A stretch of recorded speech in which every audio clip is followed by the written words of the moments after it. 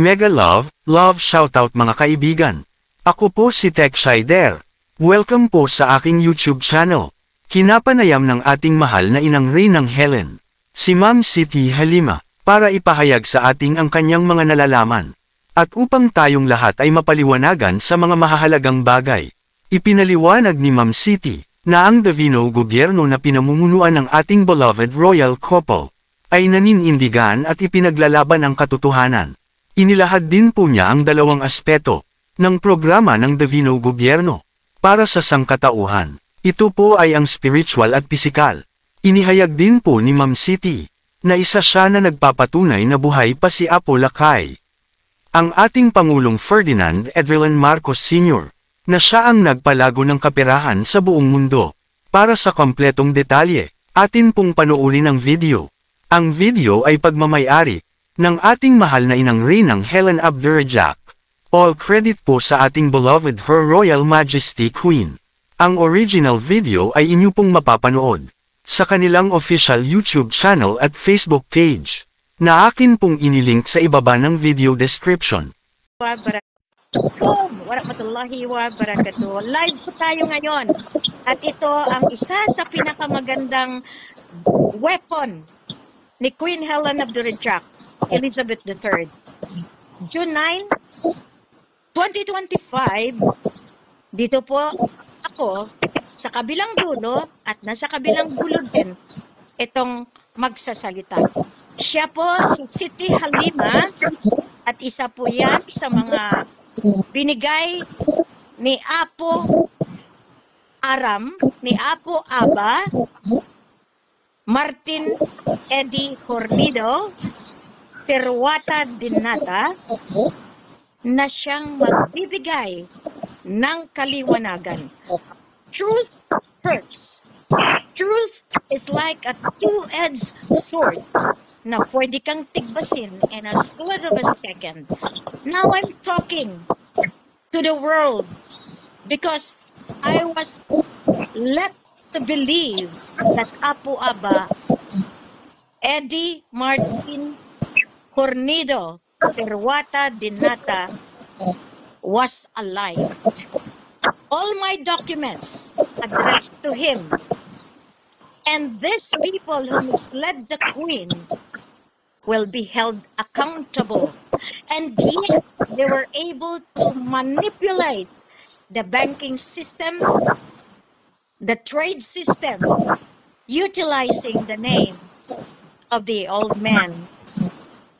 Pero ngayon, Siti Halima, 10 na ang mga kasama will have to give enlightenment. That's primarily the reason why I wanted to do that together with you then in Philippines, but I cannot. But now that I was able to fix it in Malaysia and proved that they have really made use of the old man, so it is your time really to defend the truth.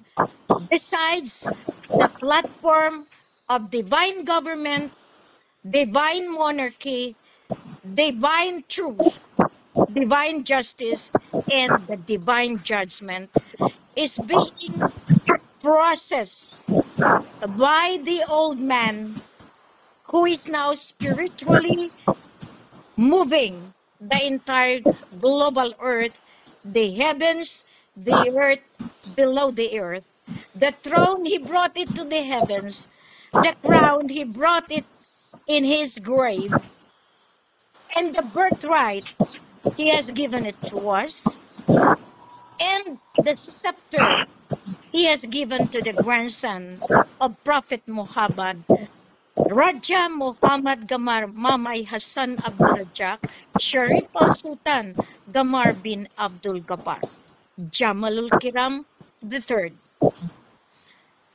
As the embodiment of the authority of the grandfather Tunku Abdurrahman Putra Al-Haj, Sharif Hussein Kamaluddin of Brunei, also known as Sharif Raja Anang of Maimbung Sulu.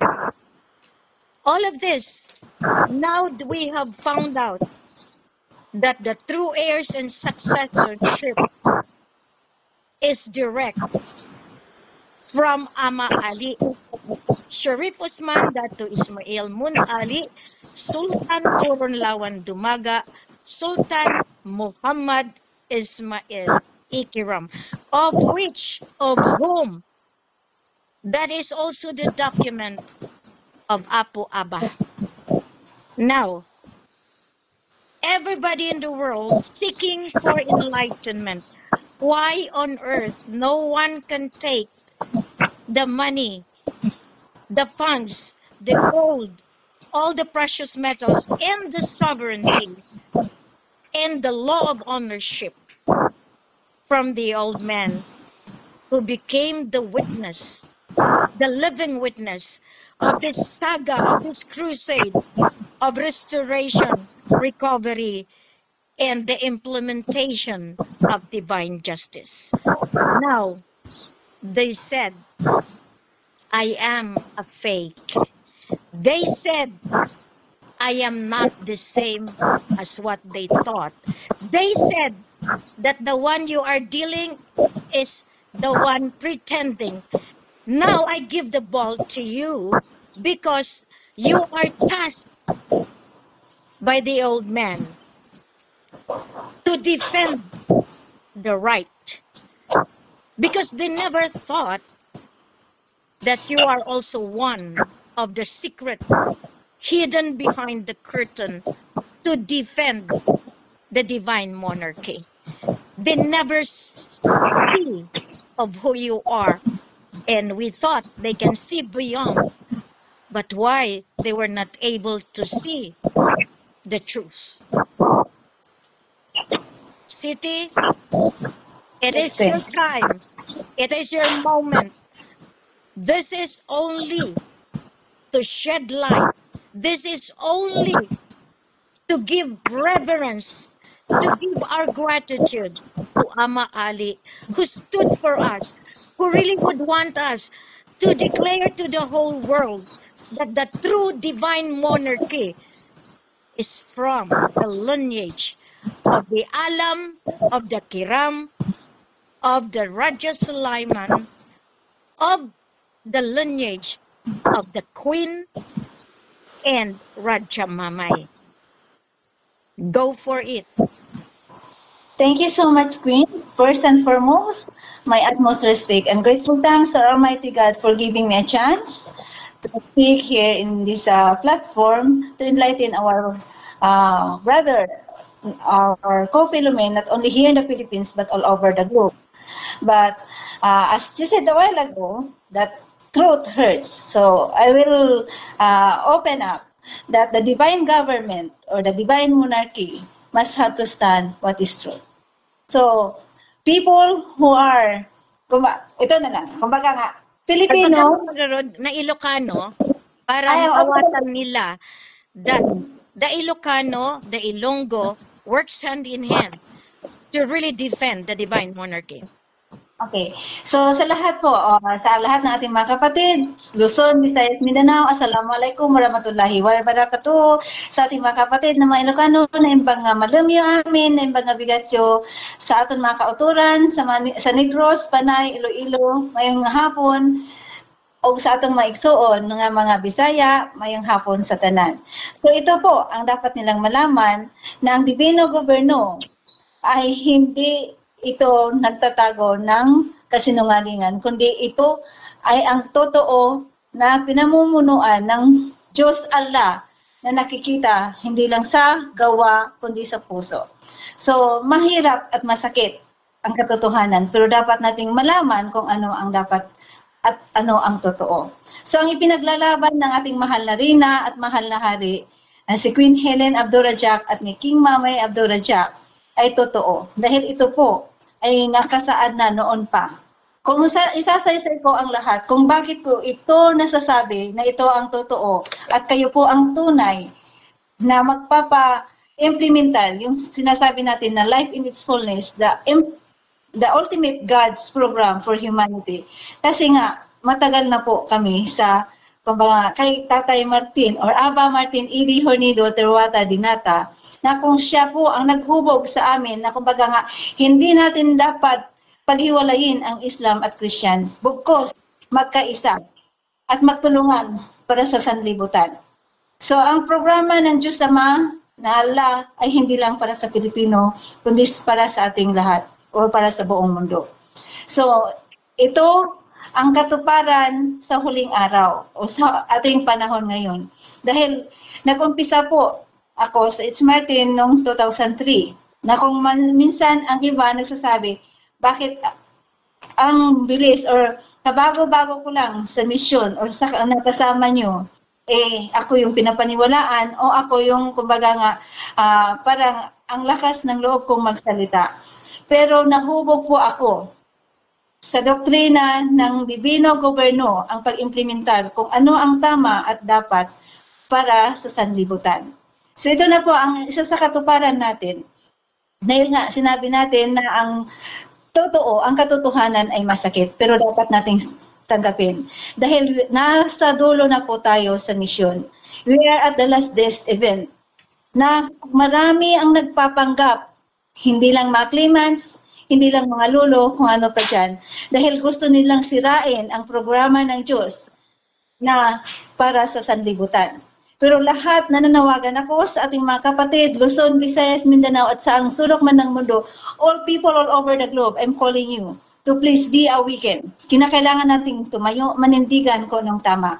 Kasi kung hindi natin kayang ipaglaban at manindigan sa panahon natin ngayon, lahat tayo failure.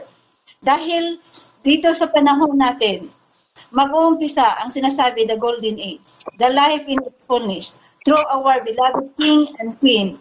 Kung sino pa ba ang magpapatuloy sa programa na inayos ng mga matatanda mula kay Tatay Martin or Aba Martin Idi Hornido Terwata Dinata bilang si Julas Pikram na nawala na po sa mundo noong May 21, 2015 at maraming naggamit sa kanyang pangalan. Pero nagpapasalamat ako dahil siya ang nagiging gabay ko spiritual sa programa na ipaglaban kung ano ang katotohanan at maimplementar ang programa ng Diyos para sa ating lahat. At ngayon, masakit sa atin ang isa sa pinakamatibay isang poder o isang pader sa ating programa o sa mission na to na si Ama Ali ay nawala. Pero alam ko, hindi tayo dapat mawalan o mapaghinaan dahil ito po ay lakas natin, dahil sila po, dalawa na po sila ang gumagagabay sa atin spiritual. Kaya ito po yung programa ng Divino Goberno, physical and spiritual. May kumikilos na physical, pero may gumagabay na spiritual. So dalawa na po ang gumagabay sa atin at marami pa mga liya. Ito po din ang sinasabi natin na nasa transition po tayo ngayon. So kumbaga nga mahirap. Marami ang nagsasabing dapat ilabas si Apulacay pero hindi pa ang tamang panahon dahil premature ang lahat.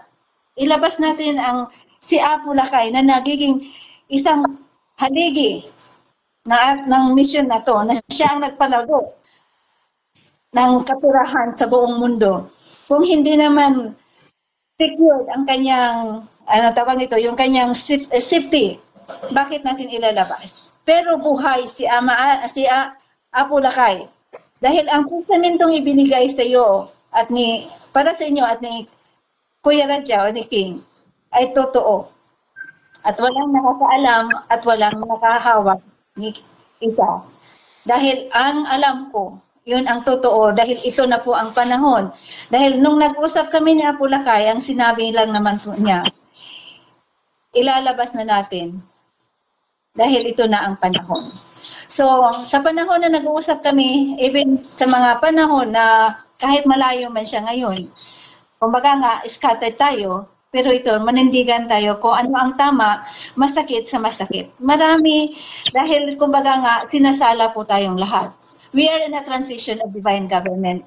But divine justice must be implemented. Hindi lang sa mga nagkukunwari, kundi sa lahat ng sumira sa inyo, mahal na Rina. So lahat po, kumbaga nga, andito yung tinatawag natin na 3 T's natin, yung time, talent, and treasure. May panahon na tayo may talent tayo, pero ang treasure, bakit natin kinukuha ngayon? Nakulang pa nga yung buhay natin para ibayad or kapalit ng sakripisyo ng lahat ng biyaya ng Diyos na ibinigay sa atin. Dahil ito programa niya. Kaya nga, dapat sana, kung ano man ang mayroon tayo na maitulong, ay isang, kumbaga, total, mabibigyan naman ng reward sa pagdating ng tamang panahon. Dahil yan ang, kumbaga, yan ang promisa, hindi lang kay Tatay Martin, hindi lang yan ang sinabi ni Ama Ali, kundi pati na ni Apo Lakay, na lahat naman mabibiyayaan. So bakit natin ipagkait ang kunting tulong, kapipiranggot na pera na ikasisira ng isang tao na siya naman ang gumagayak para ma-implementar ang tinatawag natin na Divino Governo. So, yung sinasabi natin na attitude counts more than educational attainment. Hindi sa pagalingan, hindi sa padoktoran or kung anong degree na natapos mo, kundi yung attitude natin, kinakailangan nasa puso, nakikita sa puso. Ang bawat salita, galaw, or yung bunga ng ating mga sinasabi ay makatotohanan. Hindi po yung sinasabi natin na nagkukunwari o huwad.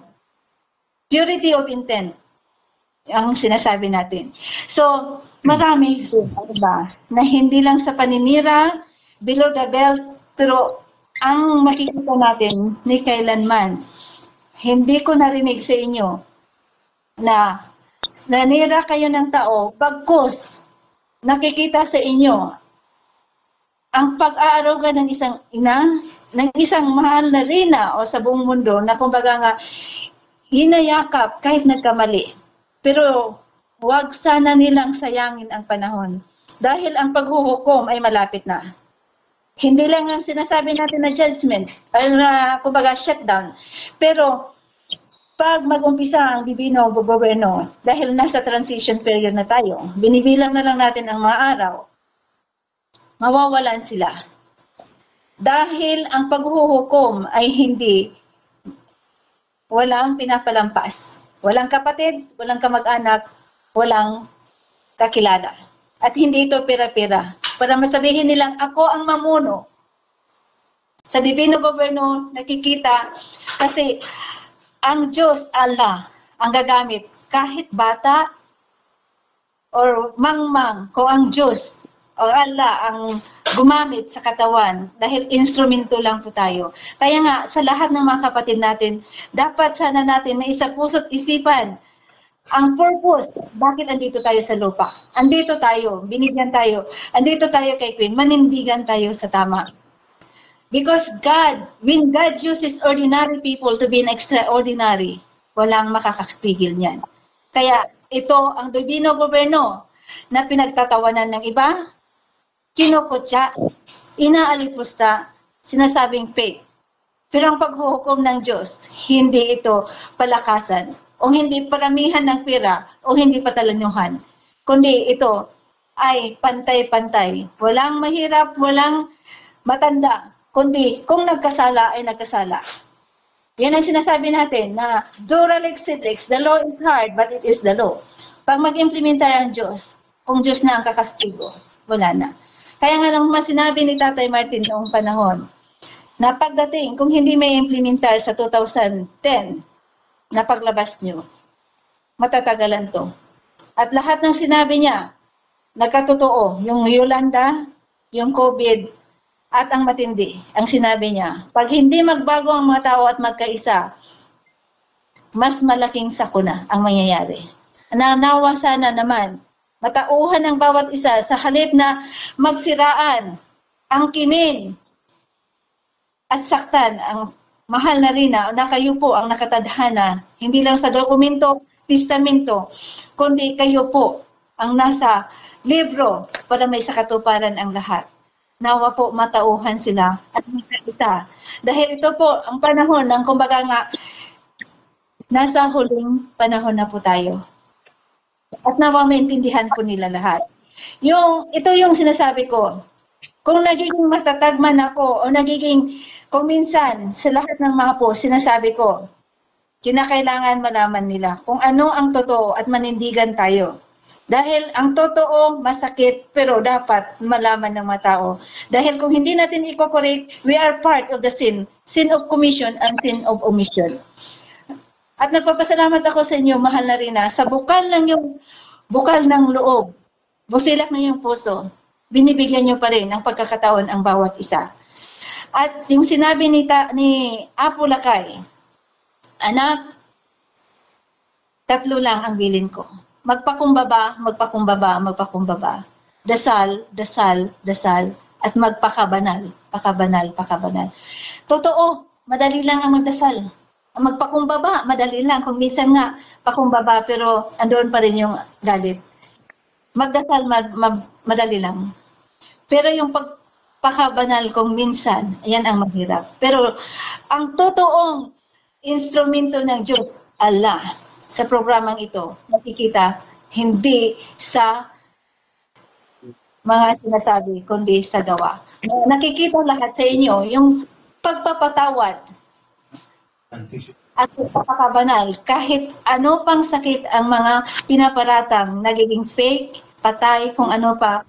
Pero ito lang ang sinasabi ko, panahon na para mamulat ang bawat isa, hindi lang sa Pilipinas, kundi sa buong mundo. I'm calling all the people all over the globe that you must have to be aware that the divine government is now. We are in the transition of the divine government, the divine monarchy, which the king and queen will rule all over the globe. The real Ferdinand Edralin Marcos Sr. is still alive. And he is still the President of the Republic of the Philippines, the divine monarchy or the Commonwealth Republic of the Philippine Islands, Lopasov Empire. So lahat po, kumbaga nga, andito na tayo. Huwag po natin sanang madaliin na ilabas ang pera or apurahin ang ating mahal na Rina na, kumbaga nga, ito yung panahon na sinasabi, dapat magkaisa tayong lahat. Dahil pag sarado na, huli na, wala na tayong magagawa. Kahit ano pa yung naitulong mo, kahit milyones pa, o kahit ano, matanda ka na nga sa misyon, o ano pa yung pinagmamalaki mo, hindi yan ang binibilang, kundi puso. Puso ang tinitingnan. Dahil ito ay divino gobyerno. At lahat nga ng maparatang, kaya nga sabi ko, kung minsan, masakit, pero tinatawanan dahil hindi naman totoo. Ang importante ngayon, pahalagahan at maging matatag at magkaisa ang bawat Pilipino, ang bawat Kristiyano at Islam. Dahil yan ang gusto ng mga matatanda mula't simula pa. Irespeto ba natin ang bawat isa? Ang sinasabi natin na LRT ng love, respect, and trust ay dapat sana manaig sa bawat isa kahit anong sikta o anong tradition or religion. Dapat yan ang manaig. Dahil ito, ang sinasabi natin, we are in a transition, the divine monarchy, which the king and queen will rule all over the globe. The real Ferdinand Edralin Marcos Sr. is still alive. And he is still the President of the Republic of the Philippines, the divine monarchy or the Commonwealth Republic of the Philippine Islands, Lopasov Empire. So lahat po, kumbaga nga, andito na tayo. Huwag po natin sanang madaliin na ilabas ang pera or apurahin ang ating mahal na Rina na, kumbaga nga, ito yung panahon na sinasabi, dapat magkaisa tayong lahat. Dahil pag sarado na, huli na, wala na tayong magagawa. Kahit ano pa yung naitulong mo, kahit milyones pa, o kahit ano, matanda ka na nga sa misyon, o ano pa yung pinagmamalaki mo, hindi yan ang binibilang, kundi puso. Puso ang tinitingnan. Dahil ito ay divino gobyerno. At lahat nga ng maparatang, kaya nga sabi ko, kung minsan, masakit, pero tinatawanan dahil hindi naman totoo. Ang importante ngayon, pahalagahan at maging matatag at magkaisa ang bawat Pilipino, ang bawat Kristiyano at Islam. Dahil yan ang gusto ng mga matatanda mula't simula pa. Irespeto ba natin ang bawat isa? Ang sinasabi natin na LRT ng love, respect, and trust ay dapat sana manaig sa bawat isa kahit anong sikta o anong tradition or religion, dapat yan ang manaig. Dahil ito, ang sinasabi natin, we are in a transition of the divine monarchy which the king and queen will rule with the divine intervention. So, kahit nawala, masakit, nawala si Ama Ali, pero alam ko, andyan sa inyo, Queen. Nasa likod nyo na po ng mahal na hari. Kasama na po si Aba Martin o Tatay Martin. Pero sa physical, lumalaban tayo ngayon, patas. Hindi sa paninira. Masakit mo ang mga binibintang. Pero dapat, andito pa rin tayong gumagabay, lalong-lalo na po sa inyo, mahal na Rina at mahal na hari, na handa pa rin, bukas, ang pagpapatawad, ang pagtanggap sa bawat taong nagkakamali.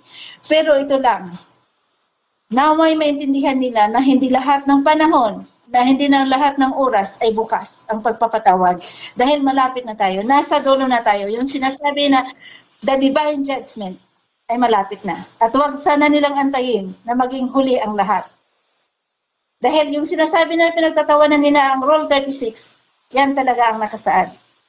No second chance. Kung ano ang sinabi ni Tatay Martin noon, nasa puso't isipan ko, no second chance. Kaya nga sabi ko kung minsan, napaka-humble, napakabait nyo, mahal na Rina. Dahil lahat na, kahit anong sakit, pinapatawad nyo pa rin. Yung respeto, kahit anong pambabastos sa inyo, tinatawag nyo pa rin lolo. Tinatawag nyo pa rin kuya. Na hindi na sila karapat-dapat. Kasi nga, huwad. Pero ito lang sasabihin ko. Ako, ang pagpapalaki sa akin at ang maturo ng mga matatanda sa akin ay pinaninindigan ko. Kaya kung lumalaban man tayo ng patas at masakit man sa masakit tayong magsalita, yan ay totoo. Para maimulat ang lahat, para wala tayong sisihan sa bandang huli.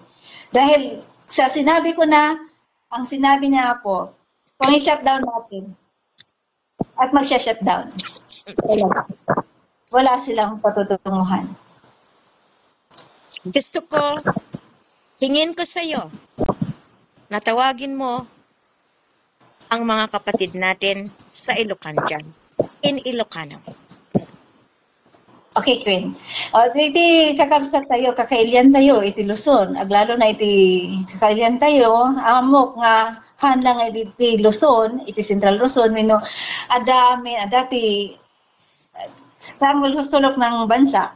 Amok nga, ado kayo nga agsusuporta kini Queen, sapay lang kuma, nga iti dalan tayo agmay-maysa, ni Apulakay si Bibiyag. Nakakatungtong ko. Kiniso na mismo ti agab-gabay kada kami. Nga sapay kuma irespeto respeto tayo iti maysa kin maysa. Makristyano man Islam kasapulan nga may maysa tayo. Handuan ikaten tayo iti pungtot iti riri kinti ati apa. Nadikat ayat ti maysa kin maysa kada tayo amin. Sa lahat po kumbaga nga hindi niyo man naintindihan, pero alam ko na kung gamitin natin ang puso, walang away. Gamitin natin, naway, gabayan tayo ng Diyos Allah para maliwanagan tayo sa daan na kumbaga nga, ano ang tinatahak ng Divino Gobyerno? Marami tayong mga kapatid na kumbaga nga, na-mention ko na noon, si Joey o si Angelica Salazar Binibi, si Atty. Arturo Rosales, sila Doc Santiago, marami. Sila Pilota, si Gusto Suarez, hindi pa huli. Maraming nagpapanggap na Reyna or maprinsesa na anak ni Apulakay. Oo, maraming anak ni Apulakay, wala siyang sinasabi. Pero iisa lang ang humahawak ng dokumento. At yan ako mismo magpapatotoo. Dahil hawak ng ating mahal na Reyna, Queen Helen Panolino Abdurrajak at King Mamay Abdurrajak at ang lahat na nakalaan doon sa testamento ay nakasa kanilang pangalan. Kaya kung lumalaban man tayo ng patas at nagsasalita, ayan ay katotohanan. At wala tayong dapat itago o ikabahala dahil ito ay totoo. Maraming salamat sa iyo, Siti Halima. at least kahit papano, nakabalik ka mula sa Bohol at ang usapan ay tulungan ang ating mga kailanganin dahil maraming mga ID na ilagay sa system bago mag-shutdown. Kailangan ma-validate, mabigyan yung mga t-shirt na kailangan, kaya medyo may kahirapan tayo dahil yung pundo natin ay na gamit doon sa misyon. Kaya nga, ito, ngayon, alam naman din na isinumiti ko na lahat iyan sa presidente, na siya na mismo, alam ko na gumagayak dyan. Masakit sa masakit. Lahat, kumbaga, shock absorber. Lahat nilolunok ko na lang. Lahat tinitingnan ko na lang. Left and right. Inuutusan, maningil. Kasi mulat sa pool yun ang kanilang target. Gamitin at ilaglag. Sirain at sila ang kikinang. The user, yung manipulador, lahat iyan gawin nila. Pero pagdating sa dulo, alam ko man din, tama ka, mabait ako.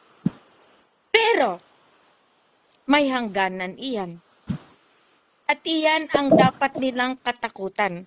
Lalo ngayon na si Ama Ali ang siyang gumagalaw para sa akin. Iyan ang aking wizard. Iyan ang aking spiritual warrior. Iyan ang aking tagakuha. Ngayon, anong maganda? Kaya nga sabi sa akin ni Imam, hintayin natin muna magpahinga si Ama hanggang 7. Kaya nga si siya, hindi makapaniwala na kahit 7 taon nahirapan magbitbit. Dahil hiniling ko sa Allah na hindi makuha ng kadiliman si Ama. Kaya pinabantayan ko ang bawat parte ng katawan. Pinabantay ko bawat balahibo niyan. Kaya napakaganda. Maraming salamat. At least nakapagsalita ka, meron pa ikaw na gustong idagdag sa ating pananalita sa araw na ito. Tungkol naman sa mga ID Queen, sa ngayon po, inaayos po lahat kasi nga may order po for shutdown. So, kaya lahat na nanawagan po ako sa lahat ng ating mga kapatid, Luzon, Visayas, Mindanao, ginagawa po namin ang lahat ng paraan para po masaayos ang lahat ng ID natin.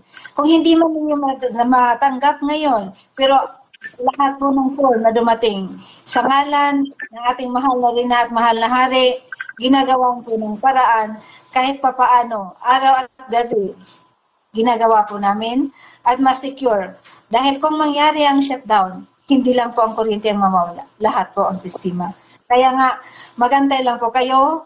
Wag po sana, lalong-lalo na po ang mga kapatid natin, na kung umasta, masakit para sa akin. Sa totoo lang, Pin, sa ilang buwan ng pagsasama natin, hindi ko masikmura. Ang sasabihin nilang wala kang tao. Wala kang pera, kaya ka pinapakain.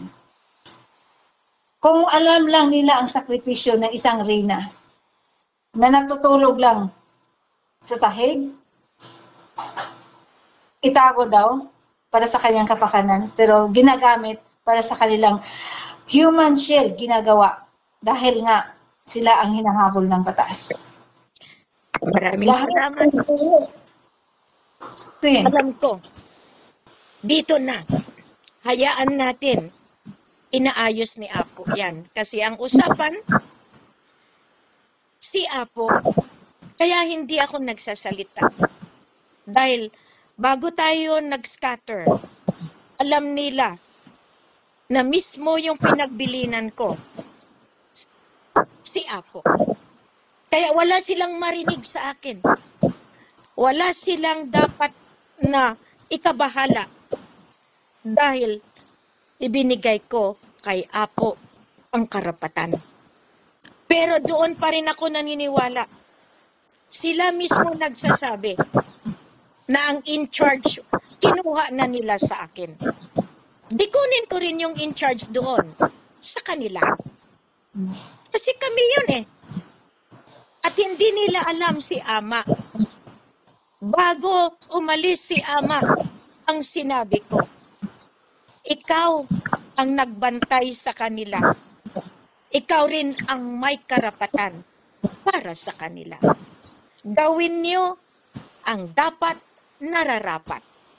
Kung sila ay hanay ni Ama o nilagpasan pa si Ama, alam nila ang ibig sabihin ng divine spiritual warfare, divine monarchy, divine rule. At iyan ay ginawa ko na. Dahil ang sinabi ni Ama Ali, isinalin ko na sa iyo noon pa. Isinalin din ni Apo noon pa. Dahil dalawa lang ang aking ama. Si Ama Ali, si Ama. Alam mo na. Pero ni minsan hindi ako nag-abuso kahit alam ko na. Iyon ang maganda. Silensyo ang paglakad. Mahuhuli natin sila lahat. At dito ang patibong ko na mismo buhay ko, inalay ko para makapagdesisyon ako ng tama. Bilang isang reyna, kailangan mismo kita ko, kailangan mismo ramdam ko, kaya huwag kang mag-alala. Lahat ito, programa ng Divino Gobyerno. Kasi kung hindi mo alam, hindi mo nakita, the verdict of divinity must be fair and square. At iyan ay nasa pusod ng Allah, nasa pusod ng Diyos Ama. Let the hatred be gone and let us face the new day with a smile. Because the more you smile, beauty emanates from within. Talo sila. Dahil ang totoong Helen is the light. Ikaw, the pearl that must be bigyan ng pagkakataon. Pasalamat tayo. Inamin niya na tinago tayo. Para sa laban na ito, don't worry, don't be sad. At least they must know. That's why now I declare that you cannot leave the woman that has really fought for me in and out. Dahil marami akong kapatid, marami akong binigyan, pero they never had really made a stand more than you. Kaya thank you, I salute you. Ngayon nila makikilala that Apo has the reason for tasking you to defend me. Maraming salamat, Siti, at maraming salamat sa nakikinig. I don't want to be emotional, but truth hurts. Truth will always prevail. Truth will set us free. Money will come. Light will come. But before everything else, shutdown is imminent. Thank you very much. Thank you for giving the chance to speak out for truth. Divine justice will be implemented, and the President knows best for all of us. Bye! Thank you so much, Queen. Bye. Mega love shoutout po sa lahat ng mga nagkokomento ng positibo. Maraming salamat po sa inyong pagsubaybay. Maraming salamat po sa inyong pagmamahal at pagsuporta sa ating mahal na Haring Roger Mamay. At sa ating mahal na inang Reynang Helen Abdurrahman Elizabeth III. Please like the video to support, at inyong i-share sa inyong social media communities. At kindly subscribe kung kayo po ay bago sa aking YouTube channel. God bless.